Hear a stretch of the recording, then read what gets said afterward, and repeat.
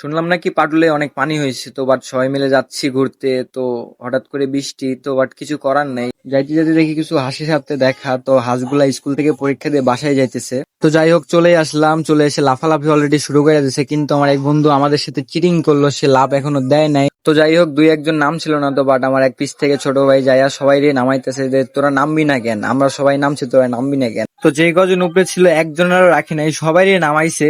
তো যাই হোক সবাই নামছে, নামার পর দুইজন তো অলরেডি পানির মিডিলে চলে গেছে। তো ওরা যাওয়ার পরে আমাদের বলেছে তোমরা এখনো নামিচ্ছ না কেন, তা আমরা বললাম যে আমরা একটু পরে নামবো। তো আবার এদিকে দেখা যাচ্ছে ভিডিওর মধ্যে ফটোশুট শুরু করে দিছে এরা। পানির মধ্যে যে দুজন ছিল তারা বলতেছে আমরা ফটো তুলবো, তো বাট আমরা তো ফটো তুলতেছি না।